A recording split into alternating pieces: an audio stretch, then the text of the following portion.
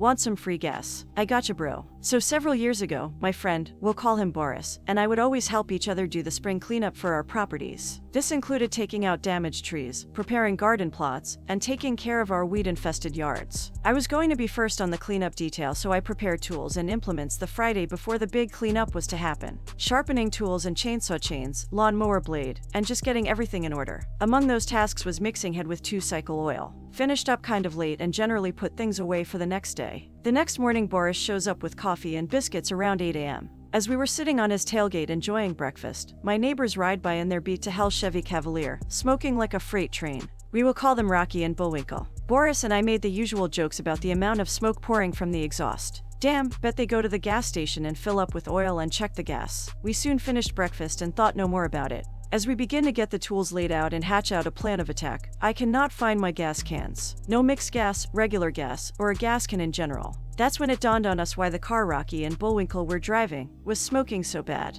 I'm peeved to say the least. Well, all Boris and I could do was go shopping for gas cans, gas, and more 2-cycle oil. After we returned, we saw Rocky and Bullwinkle pass by several times, but all in all, we got a lot done. The next weekend we dedicated to clean up at Boris's. A weekend or two go by and we have a family dinner at my wife's, Rocky and Bullwinkle's grandparents'. Toward the latter part of the evening we were having a few drinks. Most people had left and myself and wife's grandfather were shooting the breeze when I had to take a leak. As I was doing so, I saw a gas can with very distinct paint on it. I inquired from the old man about how it came into his possession and he stated Rocky and Bullwinkle left it there. I simply explained it was mine as was another, and loaded them in my truck. It ate at me every time that POS car with my post neighbors went by, so I hatched a plan from a rotten egg. I went and bought a few gallons of gas, a few gallons of diesel fuel, and some other various oils. I made a concoction of these different chemicals and filled my new 6-gallon gas can I had to purchase. With some clean gas, I filled the lawnmower and cut some grass that evening, making sure Rocky and Bullwinkle saw me. Then I put everything away but forgot and left that rotten egg gas can out. I got up and went to work the next morning and didn't even think to check on the can. But when I got home, I checked and it was gone. My wife informed me that my plan must have worked as she watched Rocky and Bullwinkle go in and out with the car not only smoking, but spitting and sputtering as well. The last time they rode out, they didn't ride back in.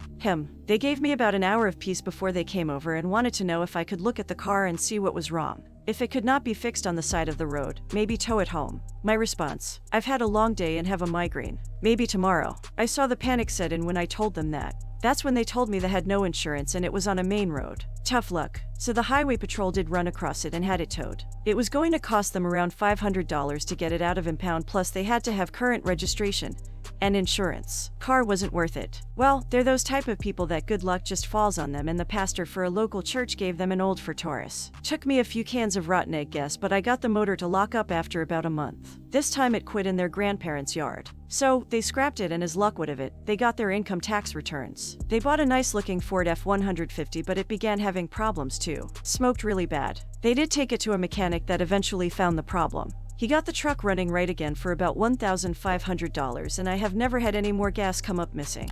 Thanks for reading.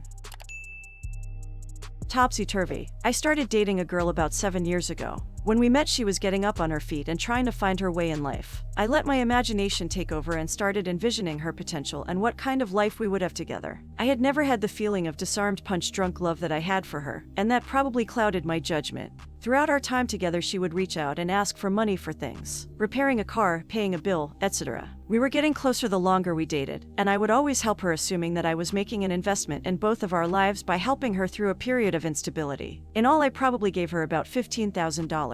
After about 4 years of this, I finally popped the question. She accepted and we were married after a brief engagement. About 6 months into our marriage, she told me she had been having car trouble and needed about $2,000 for the repair. This struck me as a bit odd. By that time I was more than familiar with her vehicle and knew her explanation for what the issue was didn't make sense. One evening after she went to sleep, I went and had a look at the part of the car she had said was faulty. No issue. This set off alarms. I grabbed her phone and, on a hunch, typed in the amount she had asked for, and it returned a text message with a guy she had previously dated. Apparently he had reached out and asked for help repairing his car, and lo and behold, he had asked for the same amount she had requested from me. My stomach turned as the thought entered my mind that maybe I had subsidized other of this guy's expenses across the time I had dated my wife. As I read through the messages further, I realized that this guy was the Lester Diamond to my Sam Rothstein, and I had been played like a fool. Look up that reference if you're not familiar. I had spent my entire relationship as a proxy sugar daddy. I thought on this for a few weeks and tried to figure out what to do next. These sacrifices were not insignificant to me. I had been working as a surgical resident for much of our courtship, making very little money,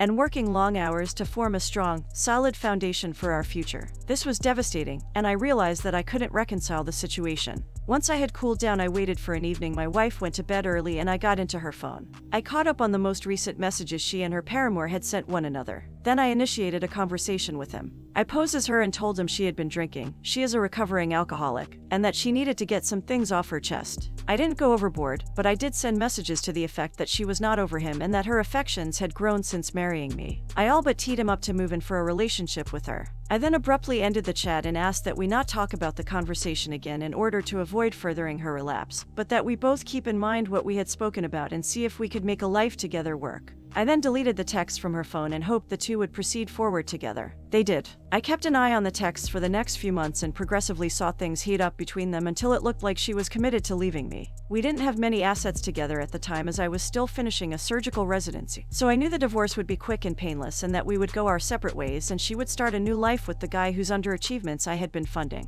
So I filed for divorce and had her serve papers. I was generous with the $10,000 in assets between us in order to make the split as quick as possible, and went on our ways to begin life anew. And you'd think that is the end of the story, right? Oh no, friend. You see, Mama didn't raise a cuck. In our state, not only are assets separated upon marital severance, but so are debts. And medical school is effing expensive. Really expensive. $250,000 expensive. So, the witch ended up with a parting gift of about $125,000 of my student loans. And guess who she shotgun married 2 months after our divorce? Fortunately for her, she'll only have to pay half of that amount, because if history does indeed repeat itself, he'll be paying the other half once their marriage ends as well. It was all I could do to not send them a piggy bank as a wedding gift. Best $15,000 I ever spent.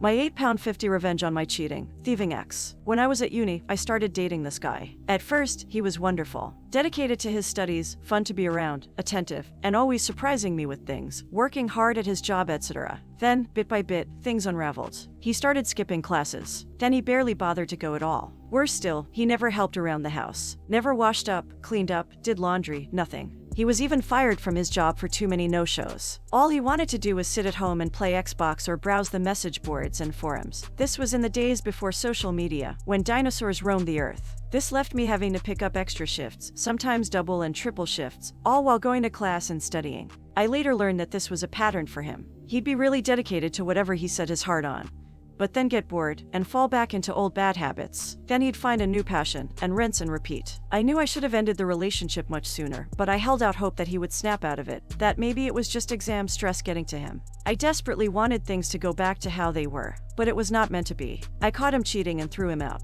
I was so stressed with everything that it wasn't until the next day that our joint savings account crossed my mind. There was a little over £5,000 in there, and bar a few hundred from him. The rest was money I had saved. I checked the account, and it was all gone. My ex had cleaned out the account and moved into a new flat with his side chick. I called the bank. There was nothing they could do. He was authorized on the account. I contacted the police. They told me there was nothing they could do since it was a joint account, so nothing criminal had happened. They suggested taking it to civil court, but said I'd probably spend more money than I got back in legal fees, so it likely wasn't worth it. My ex had stolen £5,000 and there was nothing I could do about it. I felt like such an idiot. I got even angrier when I saw his posts on various forums boasting about his new game consoles, new games, new TVs and gadgets, all bought with my money. I'm not usually a vengeful person. Petty on occasion, sure, but I've never wanted to exact revenge as much as I did right then. And I knew just how to do it. While I was a student, I temped every summer to help pay for my studies. One such job had been for a debt collection agency. The work was as shitty as you can imagine, but it paid really well, and it was only for a few months. My ex had been dodging debt for many years, and he was very proud of that fact. He was also proud of the fact that his debt was close to being statute barred and he hadn't paid a penny. For those of you who don't know, in the UK, creditors have about 6 years to collect a debt, and then it becomes statute barred. That means the money is still owed, but creditors have no legal way to enforce payment, such as using bailiffs. My ex was a few months away from reaching statute barred status. However, what a lot of people don't know is that making a payment on that debt resets the clock.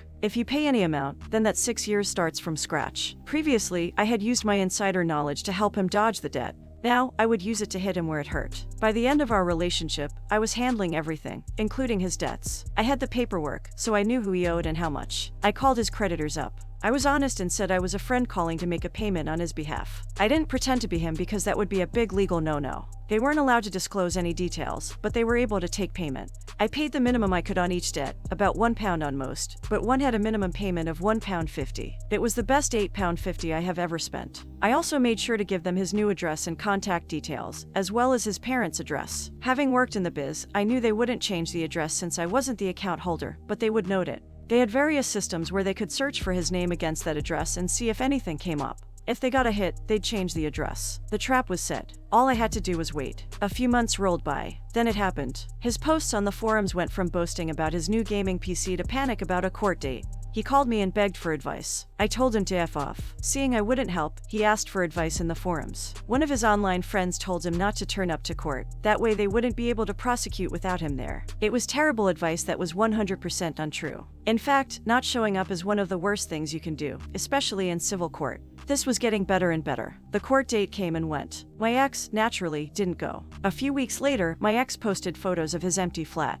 Bailiffs had cleaned him out and taken every last one of his shiny new gadgets and toys. On top of that, he ended up with several CCJs, county court judgments. These are a big deal and can seriously damage your credit history, making it hard to get bank accounts outside of basic ones, near impossible to get credit, including getting a mortgage, and it can also make it hard to rent a place since many landlords don't like renting to people with CCJs as they're considered high risk. He also won't be able to find jobs in the financial sector. Now that he was broke and didn't have nice things, his side chick left him. I never got my £5,000 back, but it felt good to see everything he bought with his ill-gotten gains taken away. Hope that £5,000 was worth it. For anyone wondering how a student accrued 6 years of debt, he started at the university I attended when he was 25. He had initially gone to a different university at 18 but dropped out at 19 and went into the world of work. Then he convinced his parents to fund a business degree. He wanted to become an entrepreneur. And for anyone worried about the age gap, I deferred my uni start date by a few years so I could travel. I was 22 when we started dating. He was 26.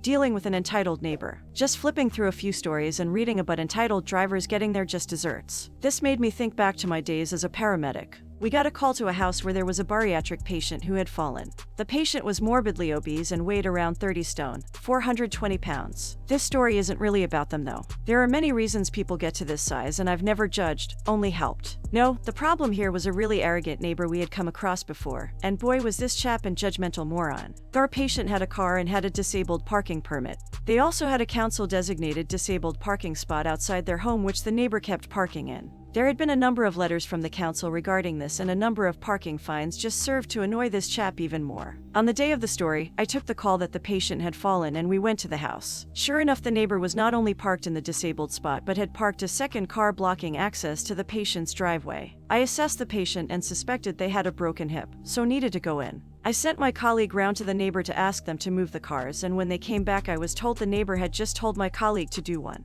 No problem, time to get the message home. I radioed through to our control center and asked for the fire service and police. We needed the fire service to help lift the guy and the police to do a little parking control. The fire service were the first to arrive and I spoke to the crew commander to let them know what the situation was. A fireman went to the house to ask the neighbor to move the car and was told the same as my colleague. The message was relayed back and the watch commander just asked me one question. Is the patient's life at risk? I knew exactly where this was going and it was time our thoughtless neighbor got the message. My answer was yes, there is equipment I need to get into the house and the driveway is blocked preventing me doing so. The watch commander told the fire truck driver to move those vehicles. It was really satisfying to see both vehicles being pushed down the road by the fire service, and the look on the neighbor's face as he came out spitting and screaming was well worth seeing. His complaints to the police fell on deaf ears. They were well aware of his history of obstruction and my clinical assessment that the patient's life was in danger was more than enough justification for the vehicles to be moved. I doubt it made our patient's life any easier and sadly they died a few months later without leaving hospital, but it really did bring a smile to their face as we wheeled them out.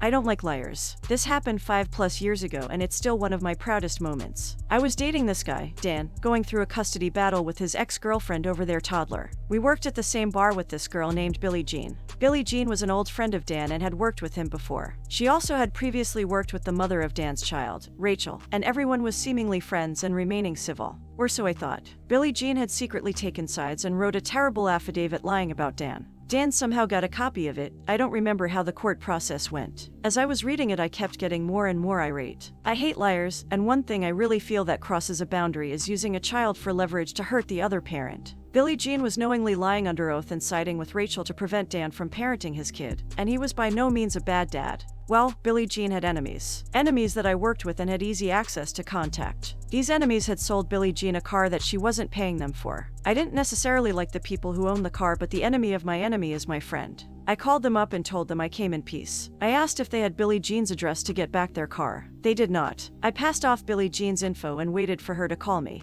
Now I was one of 2 people who could have ratted out the location of the car, and when Billie Jean called me to tell me her car got repoed, she said she had no idea who could have done it. It would have either been me or her ex Robbie. I tell her casually, I don't think it was Robbie, and I swear up and down she responded with, well, who would have done it then? I held back laughter and finished the conversation with a half-assed, oh, I don't know, that's so weird type comments, until she hung up. Dan was next to me in the car snickering. Dan once shared custody of his child, and Billie Jean lost her bar job because she didn't have transportation to work an hour away. To this day I wonder if she ever pieced together that it was me. I don't like liars.